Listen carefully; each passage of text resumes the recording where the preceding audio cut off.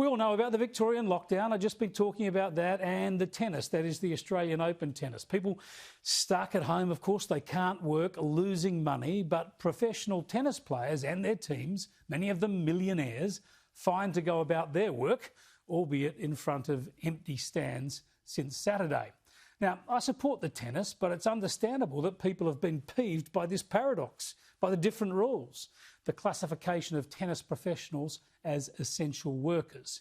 It prompted this joke on social media suggesting if Victorians are confused about the rules, they should just carry a tennis racket with them, and if they're questioned by police or others, they can just say they're an essential worker. Spot on. Well, there is another tennis angle on all of this. As you know, despite just a couple of dozen cases in metropolitan Melbourne, all connected to hotel quarantine, the whole of Victoria has been locked down right across the state. People in country towns that haven't seen cases for many, many months, if ever. And at Swan Hill, up there on the Murray, they were getting ready to host the Country Week Tennis Championships for the 18th town in that proud and pretty town. 18th time they would have been hosting this event.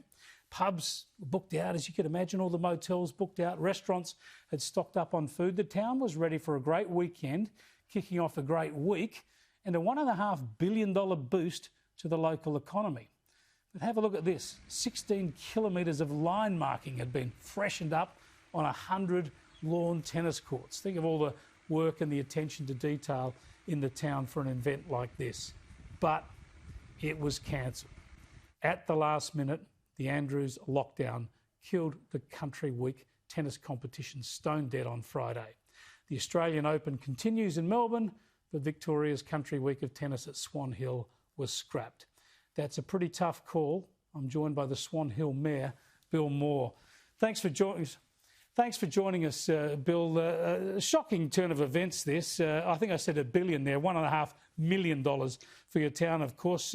Tell us first up just what it means to the town normally to have this tournament hosted there.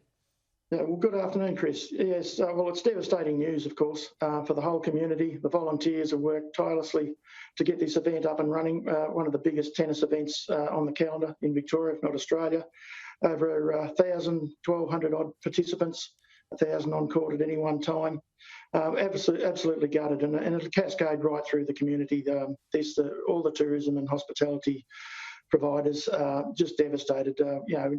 They've been gutted after lockdown, border closures. Of course, we're on the border up here, and once again they've been knocked in at a time when they could have got a little bit of recovery going. Yeah, as I mentioned, that $1.5 million that the event would have generated into the town, that goes into the pockets of local businesses, of course, but local people were working in various shops and bar staff. It would have been a real fillip, but we'll leave a big hole, won't it? In fact, some of those businesses will have lost money now, having to throw out extra stock that they've got in ready for the week. Absolutely, Chris. It cascades right down through every business that supported the event. It's just devastating, as you say. They'll have to throw out food, and I know a lot of them have been very responsive and had specials so that, and the whole town has supported those people that have had extra stock to try and get rid of some of it. But it's a drop in the ocean to what they need to do, and of course they'll be footing the cost, and another blow to our tourism and hospitality sector.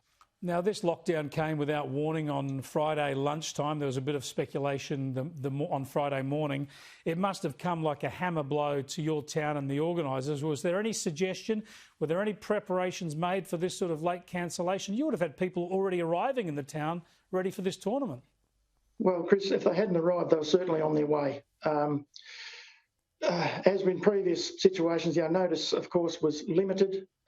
We've always advocated for if there's a lockdown, isolate that area, leave rural and regional Victoria, or in fact remote Victoria, as a different case. We have 4 people per square kilometre here, not 4,000 or 40,000. We're very isolated. Transmission at the best of times is going to be very difficult, and all of our community are doing the right thing, all following all the protocols. In any case, it's something we just do here all the time. We're a food producing community. We're based in agriculture. Biosecurity is part of our business here, and most of the community understand the need for sanitary requirements and masking and all of those things that we do well. And we all know about the very limited nature of COVID transmission out of doors. I suppose there was nothing you could do. I wanted to know whether you checked out with health authorities or with the government. There's any way you could salvage the event, but I figured the lockdown was just so severe and all-encompassing that there was no recourse for any exemption or the like. Well, it was the decrees that were made through the DHHS and through the Premier were sort of not negotiable. Where to from here for the tennis event? When the dust settles, we'll sit down with the organisers, and certainly as a council, we'll see what we can do to support them in going forward. Whether we can reschedule the event at a later time, but of course, that's going to be very difficult given these things can be announced with just hours of preparation to make alternative arrangements. It's virtually impossible to run any sort of large scale event from now on, I would say. Yeah, who would book next time when they see that this is what could happen? Plus, you run into footy season and the weather turns a bit on you, whatever. But it would be great if you did get to manage it again. Just give us your thoughts there more broadly, Bill, on the fact that you've got this statewide lockdown with just 24 infections, all centred around hotel quarantine in Melbourne. How do you feel about the rest of the state being locked down like this?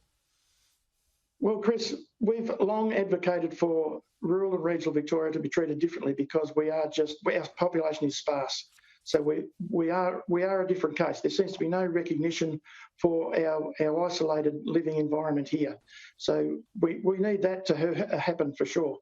The Ring of Steel, we just can't. We're flabbergasted here why that wasn't enacted.